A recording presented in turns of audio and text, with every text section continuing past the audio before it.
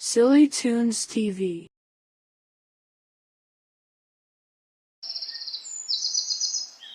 ஒரு அழகான கிராமத்துல ராமுவும் அவரோட மனைவி சாரதாவும் வாழ்ந்து வந்தாங்க. அவங்களுக்கு கல்யாணம் ஆகி பல வருஷங்களாகியும் குழந்தை பாக்கியமே இல்லாம இருந்துச்சு. இதனால அவங்களுக்கு மிகவும் வருத்தமா இருந்துச்சு. இத பத்தி அந்த ஊர்ல இருக்கிற மக்கள் கேலியும் கிண்டலுமா பேச ஆரம்பிச்சிட்டாங்க. அவங்க சொந்தமா பலகாரங்கள் செஞ்சு அதே ஊர்ல விற்பனை செஞ்சு வந்தாங்க.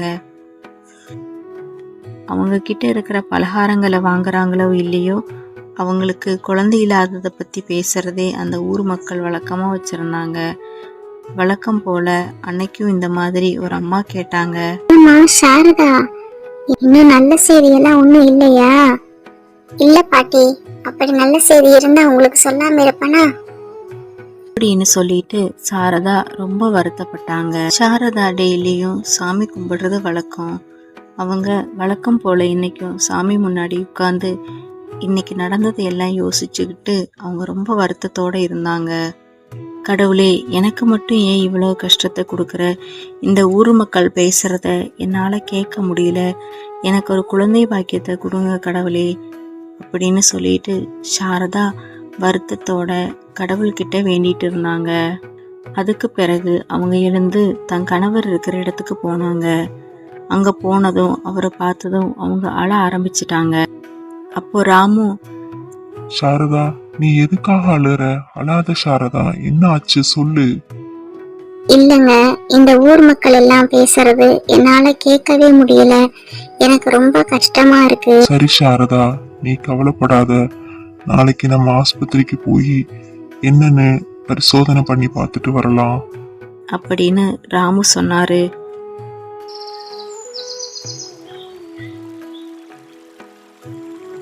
ராமுவும் சாரதாவும் மறுநாள் காலையில அந்த ஊர்லயே பெரிய ஹாஸ்பிட்டலுக்கு போனாங்க.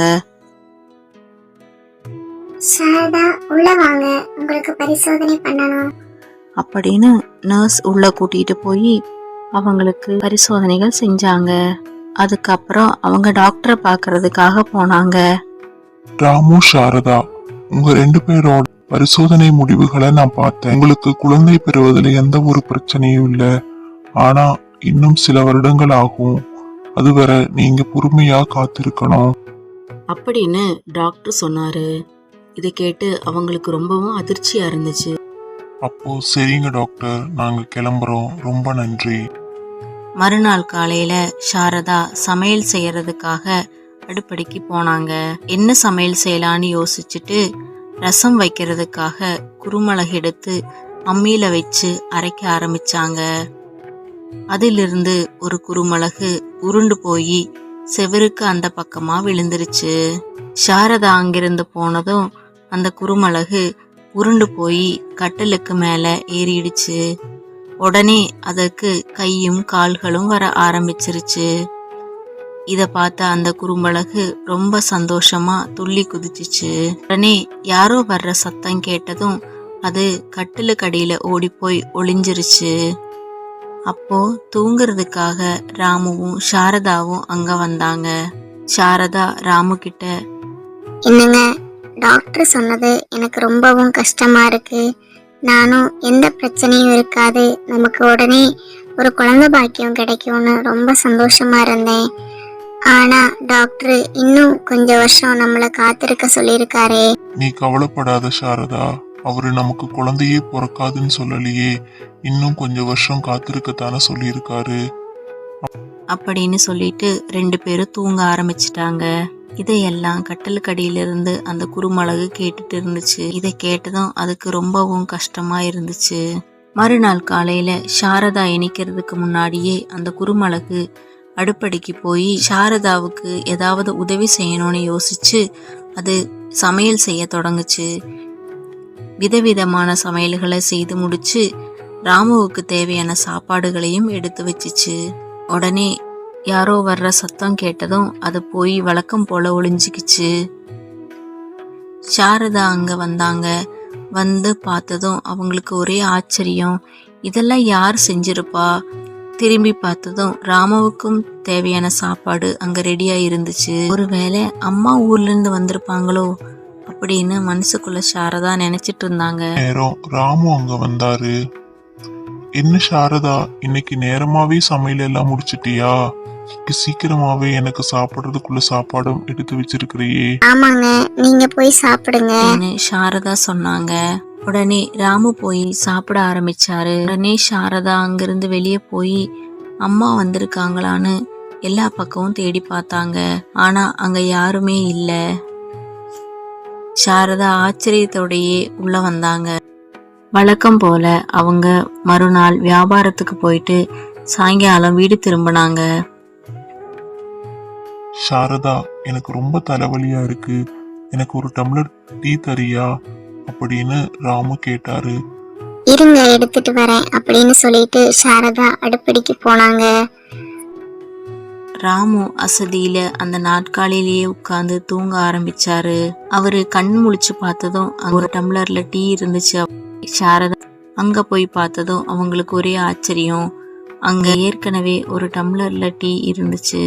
யோசிச்சுக்கிட்டே சாரதா அந்த டம்ளர் டீயை எடுத்துட்டு வந்தாங்க. ராமு ஒரு டம்ளர்ல டீ குடிச்சிட்டு இருக்கிறத பார்த்ததும் அவங்களுக்கு மறுபடியும் ஆச்சரியம் கூடுச்சு. சாரதா எதையோ யோசிக்கிறத பார்த்த ராமு, சாரதா, இன்னும் நீ டாக்டர் சொன்னதையே யோசிச்சுட்டு இருக்கிறியா? எல்லாமே சரியாகும், நீ கவலைப்படாத அப்படின்னு ராமு சொன்னாரு. இல்லங்க, நான் அதை பத்தி எல்லாம் எதுவும் யோசிக்கல அப்படின்னு சாரதா சொன்னாங்க. சரி சாரதா, வா நம்ம தூங்கலாம் அப்படின்னு அவங்க தூங்க ஆரம்பிச்சாங்க.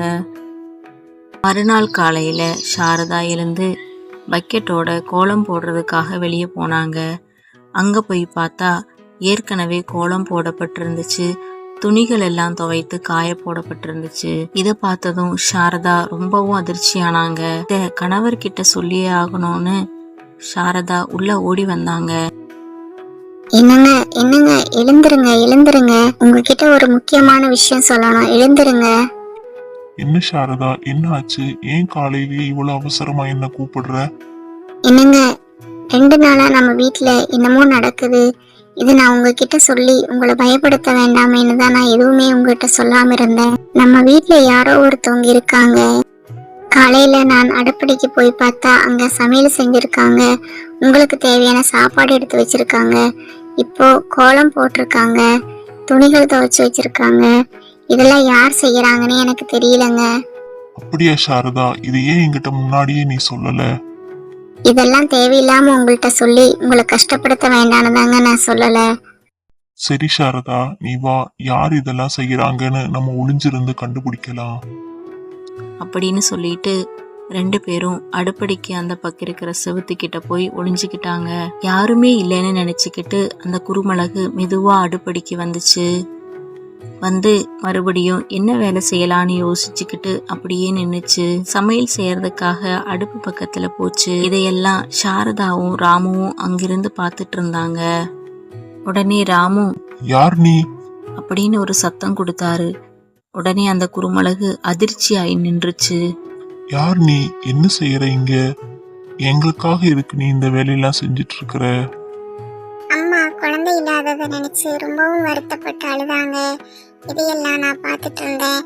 கடவுள்கிட்ட என்னால ஏதாவது செய்ய முடியுமான்னு கேட்டேன். கடவுள் பார்த்து கொடுத்த அருள் தான் எனக்கு இது. உங்களுக்கு ஒரு குழந்தை கிடைக்கிற வரைக்கும் நான் உங்களுக்கு குழந்தையா உங்களோடயே இருக்கட்டுமா அப்படின்னு அது சொல்லுச்சு. இத பார்த்த ராமும் சாரதாவும் ரொம்ப சந்தோஷப்பட்டாங்க. சரிப்பா, நீ எங்களோடயே இரு, எங்களுக்கு அது சந்தோஷம்தான் அப்படின்னு சொல்லிட்டு அவங்க 3 பேரும் ஒத்துமையா சந்தோஷமா இருந்தாங்க.